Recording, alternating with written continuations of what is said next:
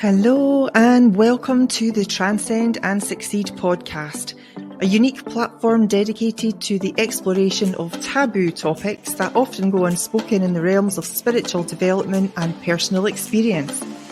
I'm your host, Dawn Livingston, and I want to provide you with knowledge to help you change your perception and open your mind to new possibilities and new opportunities for spiritual expansion, personal growth, and profound transformation. In a world where certain subjects are often shrouded in silence, I believe in fostering candid and open discussions about the uncharted territories of our inner worlds. My guests will have had extraordinary experiences and will share their insights and journeys, inviting you to embrace the unexplored aspects of your own existence, both physical and non-physical. Join us on this illuminating and enlightening journey as we challenge taboos and empower you to transcend limitations and truly succeed in your spiritual and personal evolution. Welcome to the Transcend and Succeed podcast. And in this episode, we're delving into a topic that has fascinated and mystified people for generations. And that's the concept of being psychic and extrasensory perception, or ESP. Now, my guest today is Cassie Rios, who has been a client and student of mine, but more importantly, a good friend now. And she's here to chat with me about today's episode, which is going to explore what it means to be psychic and what this term entails. And we'll take a closer look at various aspects of psychic abilities, including ESP. We'll discuss the role of psychics in our society, the controversies surrounding their claims, and fascinating experiences shared by those who have encountered the mystical world of the psychic. So whether you're a skeptic, a believer, or simply curious about the mysteries of the psychic realm, stick with us for some valuable insights and our experiences to help you unravel the mysteries of the psychic world. So, hello, Cassie. Hi, it's a long time coming. I'm so glad to be here. You're so welcome. Nice having you. Okay, let me just read out the dictionary definition of psychic. And when I looked this up, it gave me 2 adjectives and 1 noun. Okay, so the 2 adjectives are of or relating to the human soul or mind, mental, and psychology, pertaining to or noting mental phenomena. And I understand that. I totally understand that. 1 noun, naming a person who is allegedly sensitive to psychic influences or forces. And I think they give an example as a medium. Now, I would really, I suppose, contest that word allegedly, because it's a known thing to those that have these feelings and these abilities, right? So I would take allegedly out of there and make it a person who is sensitive to psychic influences or forces. And I did a little bit of research on this because I wanted to see what was out there. I've never really looked at this to find out, the meaning that other people have on it. So here's what I found. Yes, ma'am. And I'll just read this verbatim. The term psychic refers to a person or phenomenon that is associated with extrasensory perception, ESP, or abilities that are beyond the scope of the normal human senses. Psychics are believed to have the ability to perceive information, events, or knowledge through channels other than the typical 5 physical senses that can be scientifically measured. So your sight, hearing, your touch, taste, and smell, right? The 5 physical senses. So there's several aspects that we're going to discuss. But first, if we can just talk about what you believe being psychic is based on, and your opinion and your experiences of that. So let's start there. Well, it's funny that you mentioned all of the senses there, because we're definitely in a dualistic reality here. Black, white, male, female. It's everything here is dualistic. So as you mentioned, our 5 senses, there are opposite or competing spiritual senses that all equate to our senses as well. So you have clairvoyance, clairaudience, and such. Clairaudience for your spirit ears, clairvoyance for your spirit mouth or voice, ESP or telepathy through your mind. You have your spirit side of it and your regular, what we call our human side of it, our human eyes, our human mouth, and such. I think that the ESP is, it's above the physical senses. It's non-physical. It's metaphysical, because science really does just measure what they can measure You got to physically. prove It's it. it's it's definitely not anything other than that. So this is out with and over and above that. So what we can hear with our physical ears, our spiritual ears are so much wider. We've got such a much wider scope. So we're very much restricted in a physical sense to hearing a certain range. There are definite parameters there. But when you're talking about, a metaphysical level, it's way open and you can hear so much. Yes. So let's just touch then on the clairaudience, on what our spiritual ears hear. What experiences have you had with that? Give us some examples. Of clairaudience. Um, Clairaudience for me falls in a different category. It's hard for me in the spiritual realm. Um, I don't like to put labels on things. I believe we all have extrasensory perception. We all just have it in a different capacity and maybe a different area than everyone else. Um, my clairaudience in my example is I guess some would call it channeling, what I do when I work with the people that I work with. And you can ask in your mind's eye, you can ask questions, and they sometimes will respond. Not always, but it's because in a situation like that, you have to remove your ego and yourself, and you're really just a vessel that's holding a frequency so that the message can come through for that person. Regardless on your feelings and what you think should be said or asked, they're going to get the message that they need to get, and what's going to come through is going to come through. But it very much is a tangible thing. You inside your body know this is very real. It's very real for you. It's exact, and you know that it's happening. And a lot of people carry these spiritual gifts, and unfortunately, they think because it comes naturally to them, they didn't have to work on it to get it. They believe that everybody else have it too. They just assume that everyone else can do this too, and it's not proprietary to them, and it's just not the case. We all have gifts in a different capacity. And I see so many gifts that people don't recognize as a gift. They think, oh, everyone can do that. Our gifts are definitely a muscle, where your attention goes, where your attention goes.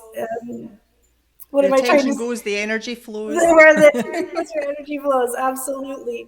So I like to say, for anyone new who's out there, because it's very new age, this new age wave is very much out there right now. There's so many of these people online, these psychics or people who are clairvoyant and clairaudient. There's all these boxes that you can put yourself into, right? But I see a lot that a lot of my friends and the real spiritual workers out there, they'll have many, many hats. All these muscles they flex that they now have these abilities of, because once you lend yourself to this type of energy, it just kind of starts to come in and then it flexes, and you can grow these muscles by paying attention to it. So if an observer can tell you that that's not proprietary, or that it is, or that it's special to you, you can focus on that if it interests you and have that grow. I think, when people say, "Oh, you're gifted," it doesn't mean that they don't have the gifts. It just means they choose not to use them, and we choose to use them and develop them, and actually work with them most days if you possibly can, because it's not something that can come easy. We're not taught to, or we're not taught how to use these extrasensory perceptions, if Right. you like, these ESPs from birth. Even though they're there and we could start working with them, it takes time and energy and a lot of patience as well to actually develop it, from later on in life. And although I've been hearing stuff for most of my life and not really understanding what it was. You know, you just think it's your own voice in your head, but sometimes you think I would never have come up with that. That definitely was Yes. not me. Like, You'll say, whose thought where is did that? I that come from? never would. For me, it was there was more of a negative aspect of it. A negative thought would come through, like, we'll just say a negative thought would come through, and you'd be like, I would never. What? Where did that even? No, shut that down. I would absolutely not. Put that kid back in his seat. I'm not. I'm not going to go that way with it. I think the generation has shifted a lot, though, with the New Age Yes. movement, and I'm not promoting that at all, because just like everything else, a certain amount is given out to us, a certain amount of information just to get people to be able to do certain things and realize it's real, but then the majority is cut off from the public to where they can't grow too much or be too advanced in this to benefit for themselves. I'm a mother of two, and my children have been fortunate enough to grow within these senses, to know that these senses are first. And we will say things in our house like our human eyes versus our spirit eyes. And I'll ask them for clarification. I know that there's practices now that a lot of mothers are taking part in with their children to nurture these gifts. Unfortunately, through a lot of the years, I've noticed that, as human beings, we're very fearful of things we don't know, just like the word allegedly. If you can't prove it, we don't want to believe it, we don't want to think about it. But when you have a child that has these things going on, you have no choice. You want to help your child understand, and you then dive in. So there's a whole new generation out there, girl, and they know how to pull from the earth, and they know how to ground, and they know to monitor their feelings and emotions, and to not let them go for any little thing, and to choose when to use them, and to use their gifts when they need to, and those kind of things. And to lend to that, a lot of us are so gifted, and the more you bring that energy in, the more it expands and grows. You might have several different areas of gifts that are coming in, and you might choose to actually shut some down, because you'll have a spiritual calling inside of you to what you lend to most, and you can flex those muscles. We have a practice in our house with our kids. We call it the soul call. We will sit in opposite rooms, and we will wait to get the call from each other, and we will holler out in the room when we've gotten it. And this builds trust in between the mother and child, and it's very tangible. The second you go, oh my gosh, I just said that in my head, and it's been exactly 3 seconds, and he's gotten it, the feeling that they get, they can tangibly feel that it's real, and they'll stop themselves for a certain amount of time, make you sit in the quiet. Like, is it really happening? And then they'll send the message, and you get it, and it's amazing. So are you Um, talking there about practicing telepathy? Is it? Yes, ma'am, Okay. absolutely. I can tell at school if my son is having a hard time, if a child has hurt his feelings. It's not something that you know what's going on. What lends to you is the feeling. I can feel my son's heart because it's hurting. And then I It's can a use my, vibration thing, though, isn't it? Everything's about vibration, and there is a lot of truth to, oh, you felt my vibes. You know, yes, you're maybe thinking about somebody, thinking, oh, I've not heard from her for a little while, and then 20 minutes later the phone rings, and that's that person. Oh, you popped into my mind, you caught my vibes. It's a vibrational thing, isn't it? And there's 100%. no such thing as distance. No. And the fact that we are maybe individual and in a different place doesn't mean that we're not connected. We are really, really connected. And what I wanted to say about science is actually starting to come up with and starting to meet spirituality, because Yes, they're ma'am. now starting to understand that even though they can't measure something physically, doesn't mean that it doesn't exist. We're starting to It measure it does physically exist. now. Yeah, Yes. like for example, I know we've talked about this before, but Dr. Bruce Lipton, Dr. Yes. Joe Dispenza, right? They're Yes. both scientists. They are both Yes. scientists, both doctors. They're not medical doctors. They're one I know Dr. Joe Dispenza is, but they're starting to bring it all together. You know, and yes, you know the impact of the metaphysical vibrational level has an impact on physical matter. Yes, Because that's absolutely. absolutely true what happens. That's the Yeah, game everything here. manifests itself physically. Yes, that's the game, to bring it all. Everything here, every thought, and this is hard for a lot of people to grasp, but our thoughts create our reality, Oh, and every yes. thought manifests physically. And I just think that this is an old knowledge. There's some of us that know, that are aware of the old knowledge. It used to be that a village or a town or an area populated would have a healer. And you would go to this healer way before physical ailments. You would know when your spirit body was out of alignment, when you had these type of feelings and you didn't know where they were coming from. And that's when you would go to your healer. If they could heal your energetic body, it would not result in a physical ailment. It has to manifest in some way.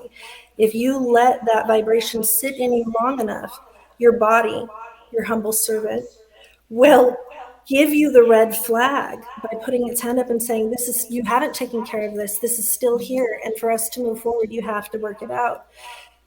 A hard example of this is cancer. We treat cancer by cutting it out and then killing our live cells to not allow things to grow, so that we hope it doesn't then grow back in the body. But how many cases and how many doctors have said, we have no idea why her cancer came back or his cancer came back, or so often they'll cut it and it will spread. For me, this is a telltale sign. We don't get to take care of it like that. You don't get to just go and cut it out. You have to address the spirit body. You have to address what the root cause is. You don't The get to root just cause, yeah. cut it out. You have to do the work. And even if you do, you won't be able to progress. You won't be able to progress until you learn that lesson, because life happens for us, not to us, doesn't it? Yeah. Yeah, and you've got to, understand that you need to go within to make some changes. And like going back to your example there of cancer, yes, everything has to manifest itself physically. And by treating it in those ways that you described, all they're doing is really just stopping the symptom. So the symptom 100%. goes away, but the cause hasn't been dealt with. The cause has to That's be right. addressed directly. And then, by the way of universal law, the symptoms have to disappear on their Right. own. So treat the root cause, even though it's something you can't see.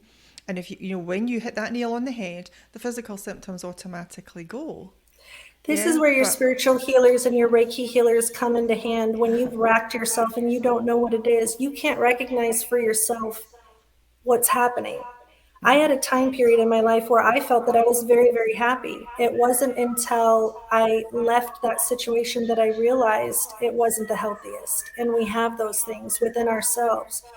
We don't understand necessarily what we're holding on to all of the time. And Western society tries to treat that with therapy and such. And I know this is a massive benefit for a lot of people.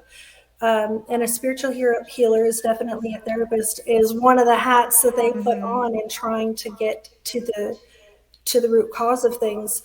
I've noticed a lot in the Western world, as far as therapy goes, that a lot of wounds are open and ripped open again and again, and that trauma is open and then revealed. But where's the fix? You recognize, okay, I'm upset now because this happened then, but then I don't see the end result, the fix. We've talked about it, we've addressed it, we think that's what it is, but there's no clearing of it out. There's no acceptance of, this happened for me. I am the person I am today because that experience happened for me. I love myself. I love that experience. Therefore, I love the person who gave me that experience. We're all one at the end of the day. We are. And yeah, I we're think all that's connected. important. Absolutely. I mean, the fact that 100%. we're separate is really an illusion. But anyhow, Absolutely. we've gone off down a rabbit hole. Let me drag this back to these psychic senses. Let's talk about clairvoyance. So, what we see. Have you had experience with that? I have. My clairvoyance, I believe that there's two types of clairvoyance. There are people who definitely see what in this realm here, they definitely see things, not just out of the corner of their eyes, but they can see what we would consider otherworldly things. My clairvoyance is very rarely that way. It all presents in the mind's eye. an image that's not yours. You very clearly know when that memory is not yours. You can tell by the people that are in it. You can tell by the feelings that come across. I think this is hard for some people to understand, and it's important to get clarified that we're not seeing an image in front, or at least I'm not. And I find most like people like me to have described it in the same way. It's almost an image that you pull like a memory. When you pull a memory, you can see it in your mind's eye. If you choose to focus on something, you can. With the clairvoyance, for me, you'll pull an image and you have but a second to see it. And it doesn't matter what you're focusing on, it lends to you what it is that you were supposed to see. The detriment starts to happen when you try to look into it and gather more than what you were given, because when we do that, we influence the message now, and we're now shifting it and changing it. I feel, and this might change later, but I feel that my purpose, and we all have a different one, but mine is always to hold this level, to hold this frequency so that those messages can come through clearly. And through this practice, it lends to self-healing, self-love, meditation, keeping my vessel clean of alcohols and drugs, even prescription drugs, even junk foods and fast foods. If I am going for a healing, I will fast often to get spiritually cleansed and the largest amount of energy I can get running through me. And I will practice often to do this for the person. I genuinely want the best for them and the best message to come through so that they can have it as clear as they can so they can help themselves. I find, well, this is my experience, but I find that when I'm healing someone, or even if I'm just standing talking to something, I get these flashes of images, and I find them sometimes quite curious, in all honesty, because they appear to me on many occasions to be very symbolic. Yes, You know, there's symbolism in them, and I think they get a kick out of me trying to work it out. You know, absolutely. and so I don't just see still images. I can see some moving images like videos as well. And the most recent one I saw was just when I was, I think I was either wakening or I was trying to get to sleep. But I was clutching on to the side of a double-decker bus, on the outside of it, on the path of the oncoming traffic, Oh and my. I was holding on by my fingernails. And at the same time, I was holding on to a vacuum cleaner, and oh, what was the other one? I can't remember what it was. Oh, a vacuum cleaner and a lawnmower. I was holding these two things onto the side of this bus. I've still not worked most of that out, but I think that was probably relative to the way my mind was at the time, the state of things that were That's going on how in it my life. works, though, isn't it? Yeah. The thing is what's very hard about the spiritual aspect of it is that once you develop your self check, because we're all very disconnected in the way that we eat and we live. Once you get back to that self check, your intuition really grows. Again, you can flex that muscle and you can have it grow. And once you get to a certain level of having that intuition where you no longer, if your intuition tells you, you're doing it, you have seen the opposite side, you're not willing to deal with that, you just make your life easier and you go by the signs. And that's what happens. These signs start to play out for you. If I ever said, Dawn, a blue jay just flew right by me, I can't leave just now, I would sound absolutely woo woo. But for me, because I've had 3 or 4 other things that lent to me not knowing that exact situation, but when it happened, knowing that's what they were telling, Yeah. that's what they were That's your having me knowing, look that's your out for. learning. Yes. Yes, Uh-huh. you see those signs and you know within yourself. The human body is very much share with others. It used to be that we wouldn't give advice if we didn't experience it ourselves and have some benefit to share. Nowadays, people talk about everything as if they know and as if they've walked it themselves. The spirit body is very different. It talks to only you. We all have this time in our spiritual growth when we're getting our gifts and we're growing our gifts. I think when we want to reach out to the masses because we're shocked ourselves. Oh my gosh, you guys don't know what's out here. You got to see it. It's amazing. You got to do this. Flex your muscles. And and you can't, you find that it falls on deaf ears, and your friends and family think you're crazy or whatever, and you start seeing these looks and you go, I've always been honest, I don't understand, why don't they believe? They just might not be at a point where they can. It really speaks to you, and that's what it's all about. It speaks to you, and you follow that guidance. You be the most authentic piece that you can be, and that is your absolute way to help those that you love. For one of us that operates at a certain level, there's thousands underneath that we're lifting just because one of us is here. We are lifting so many others because we just keep this frequency here. That's how you help. Their human ears might not hear you until they're ready. That's not for their journey at their time. It's for you to develop. But that's how I see this breakdown a lot, where they want to drag these people with them so badly because they love them. This is the way to help. Self-love, authenticity, work on yourself. I do want to say one thing about authenticity, especially in this new age movement. It's love, love, love. Love is the key. Love is the greatest. It's the one that heals. It's what binds us all. It's the greatest frequency. Absolutely. But what we miss a lot of times, and me seeing the color I can see, it's very rare. Authenticity is the greatest, the most powerful, the one that beams, that transcends your body for miles. This is why healers can't be put two in a city. They're spread out often. I think it's because our energetic bodies run into each other.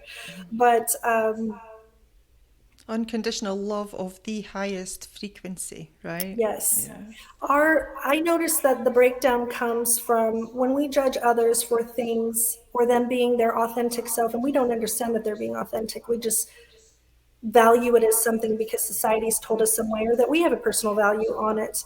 We don't allow them to just be. It's detrimental, definitely. If we were all here walking to be the puzzle piece we were made to be, everything would ebb and flow the way it should. Authenticity and the self check is most important for absolutely everyone. If you are out there and you feel you have no spiritual gifts at all, that doesn't lend right. We are all electrical spiritual beings, all of us. We all have gifts. You might just not recognize yours because you have them naturally. They can all grow and be flexed, and the way that you do that is with the self check. Ask yourself questions as things present in your daily. It's not presenting to you for no reason. Nothing happens by coincidence. It is all this grand orchestra that is playing out for you. That means that girl on the street who stopped you is of importance. Ask yourself, what did that meeting mean? Tell yourself what your takeaway from it was. That's how you get back to building that intuition. That then flexes and grows into self love and acceptance. That then lends into your spiritual gifts, and they will Yeah. blow wide open. Self development, yeah. And it's about Absolutely. wanting to develop this in the first place. I think that's the first decision. The So intention to for know people and want. knowing, yeah, knowing that they want to take this further and really explore their gifts. You can 100%. actually you can tailor it. You can ask for guidance, you can ask for help, you can Yes. ask how you want them to communicate with you, or your higher self to communicate Or with tell you. them not to. Yeah, Or tell them absolutely. not to. Tell them what it is that you want. You tell them if Set your and boundaries. this is what I did. I said, if the question I'm asking has a positive answer, I want you to give me goosebumps on this side of my head, Truth or on this side of my bombs. head. I just want to have goosebumps. If it's in the negative, the response, if it's not for me or not the right choice for me, I want you to give me a heavy feeling in my solar plexus and give me a sinking feeling. So Very that nice. they're two very, very distinct, and that's where you learn to. It's where you learn to feel what's going on in the body, is at 100%. the same time. Yeah.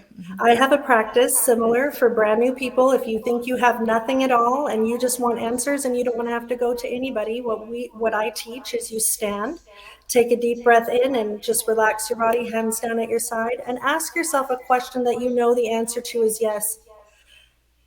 Do I act like a fat kid with cake? Yes, I love me some cake. I love me some cake. And you will relax your body and you will notice if your body pulls forward or backward.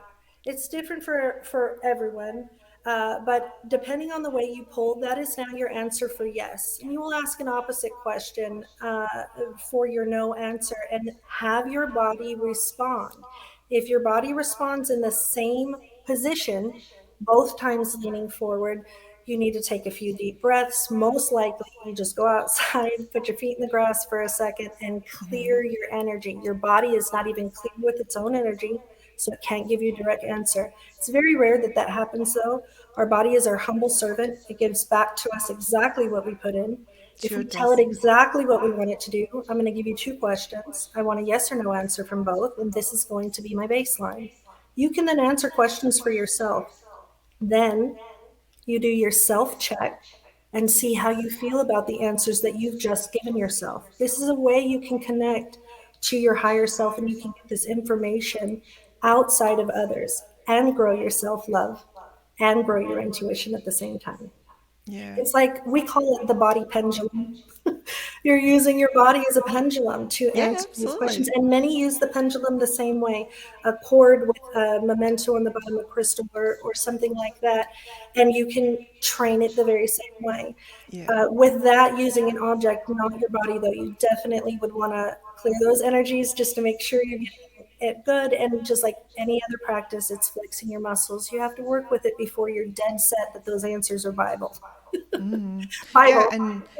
and like kinesiology, the movement of the body, the body is strong when it's a positive answer and Yes. it's weak when it's negative. So you can Yes. do, you can pull this way or you could stand and you can sway.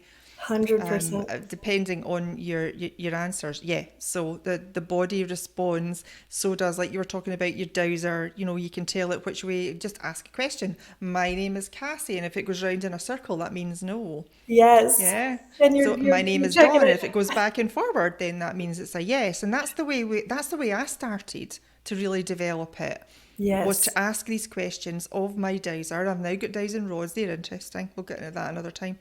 But yeah, my dowser was what I used to start off and That's one help such me a great develop practice. that I love it. feeling. Aye, it was great. Traditional. It took a while. I'm Yeah, it not going to say does. it was an overnight thing because I think for quite some time I was very resistant to it.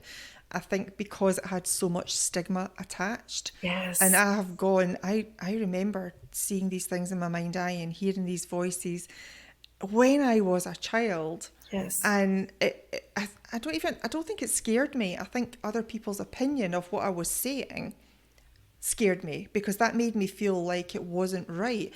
But I had that inner knowing and I threw it away. So I How don't want many of people us, to I do blocked, that. yes, I blocked my own spiritual gifts as a child. I remember talking in my head saying, I can never answer these questions, and there's no one around me to answer them. They're going to drive me crazy. Please just make it stop. These things I was seeing or hearing or feeling, I had no answers from. And this is how it happens. If a child comes to you with something and you automatically dismiss it or what have you, you're the love of their life, you're their protector, and they're going to respond based on you. For so many years, this was so many gifts were pushed aside or condemned or told to keep secret or not to develop, and we suppress them. This turns into issues later, especially because you're not being your authentic self. It lends to body ailment and all kinds of other things later in life. But it's not the way of it now. Welcome to Earth 2. It's coming in. It's a whole new generation. It's a whole new generation. I It's did gaining a want to whole lot touch more traction, I think. It's gaining a whole lot more 100%. And a traction, lot of yeah. it is because we can prove so much now. We have auric cameras now where you can take a picture of me here and you can visually see with your human eyes what my spirit body is doing. And when you tangibly see my color and you tangibly see it, you go, oh, there's something to that. You can smack your hands together. Or some people will do the claw marks on their hands. And they says, well, yeah, I scratched my hands. And of course I feel where I scratch. That's not what we're looking for. We're waking up the hands to get the energy flowing in there. Clap them really hard, get that energy really going. And then as you pull apart, you can see them trying to pull together on their own. and you feel this magnetic pull. This is one way that you can prove to yourself, oh my gosh, there's something going on. If you're not feeling it, it's a muscle that has to be flexed. I notice most people, when their intention is to feel it and they really want to know genuinely if it's real, they will feel their own magnetic pull within their hands. And this is our give hand, our right, and our pull hand is our left. And that's why, and we're energetic beings, that's why we can feel that pull and that energy flow there. And it's a very good test for yourself when you get that aha moment. Oh my God, I'm feeling it. You know, it's that, and then the truth bumps come. The truth bumps come, and that's the step. You flex to that muscle. Now do it a million more times. Do it a million more times and make it grow, and then you can learn to grow that energy outside of you. You can push it out, and you can pull things from others. And this is how we heal illnesses and such. I do want to say, no one who comes to us is broken or needs us. We're all, and we're not fixing or healing anybody. We have no other term to call it but healing, but nobody's broken. They might just be stagnant in an area and just need our energy, just something, a field that lends to them to be A bit of able to guidance, yeah. heal themselves and use that work. But none of them are broken. It's so easy nowadays to go on TikTok or Facebook or online and see all of these people who just look so amazing. Tell the future. This is a medium. They put these boxes around them and they charge so many hundreds of dollars per hour or what have you. And it's just important to know that they're just flexing their muscles and gifts and they're choosing to make money from it. We all have these gifts inside and we can grow them. And if you're absolutely stuck and you can't find any way or anything that you think you can grow yourself, that's a good time to reach out to somebody who knows. We are who we hang with.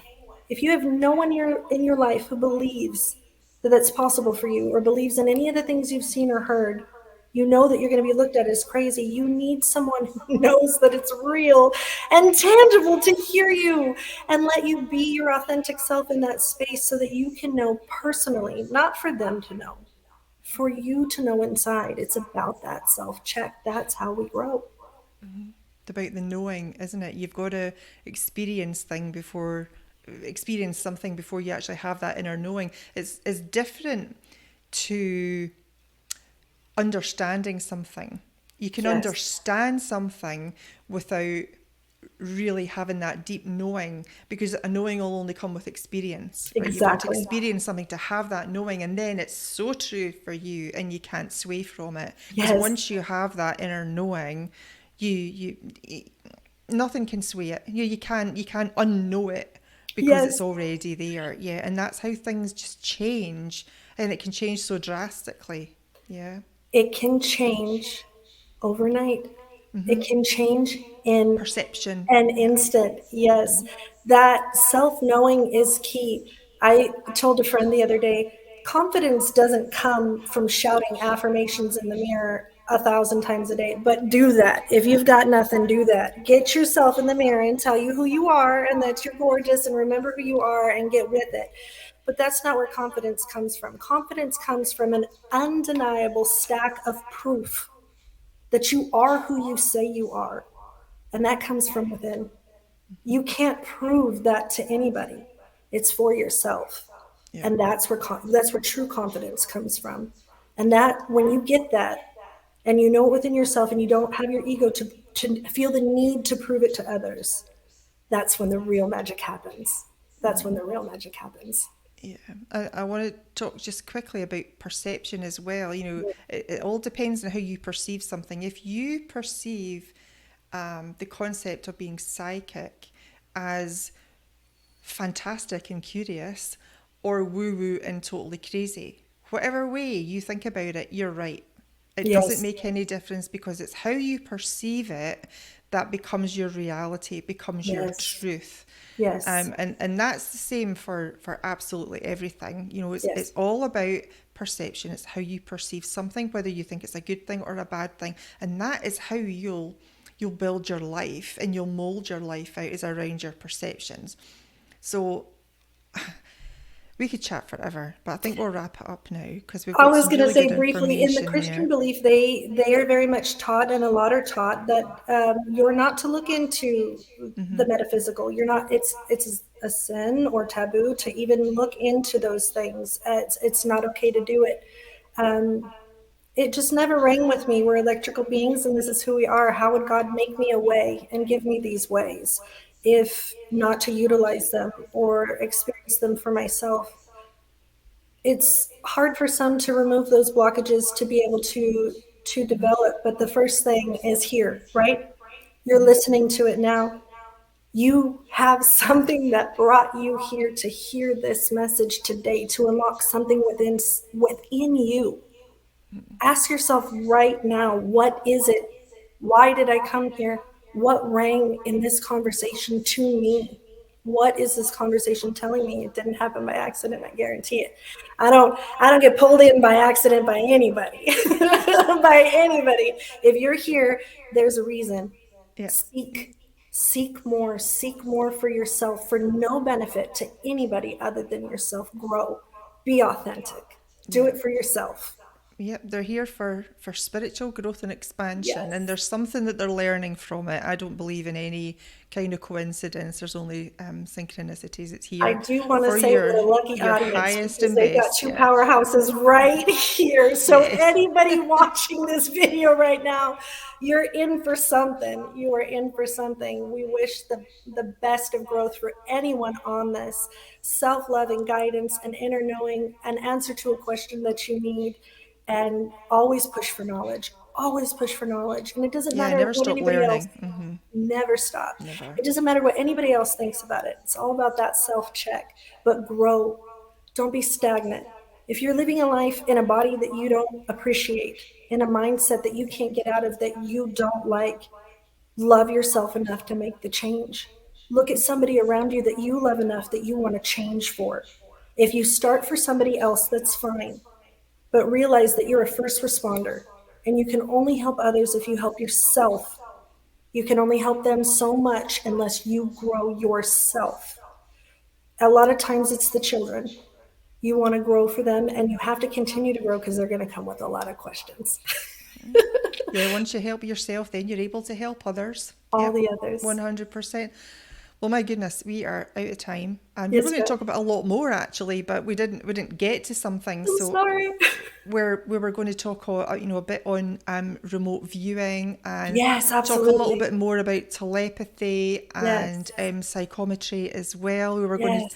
talk about that. So maybe, if it's all right with you, I could invite you back and we could discuss 100%. Yes, that more. ma'am. If you're up for that, that'd be Yes. wonderful. I would love Okay, to say, let's do just it as we soon. leave, remote viewing is a way of taking the metaphysical into the physical and making it real. So it's a good Oh avenue yeah. for a lot of people, a bridge for Stick them to see that around. it's really real. And this remote viewing, for those who don't know, is a practice that was developed by the CIA and used for intelligence for many of years, until people ran out of their contract and came into private society and started teaching it. So absolutely, I'd love to. Fascinating. Okay, yeah, well, we'll get into that on the next one. But if anybody is curious at all about anything that's going to be coming up, like and subscribe and follow us for a lot more information and some details that are probably more or less beyond the physical. Yes, So, ma'am. Cassie, thank you, sweetheart. I hope to see you again soon. And thank you to the viewers and the listeners. And stick around. We'll see you next time. Take Yes, care. ma'am. Grateful for you all. Thank you so much for your time and attention today. If you found this discussion engaging, show your love by liking and subscribing. Don't keep it a secret, tell your friends. Join us next week for more daring conversations on taboo topics that need to be explored. So until then, be safe, have fun, and keep expanding.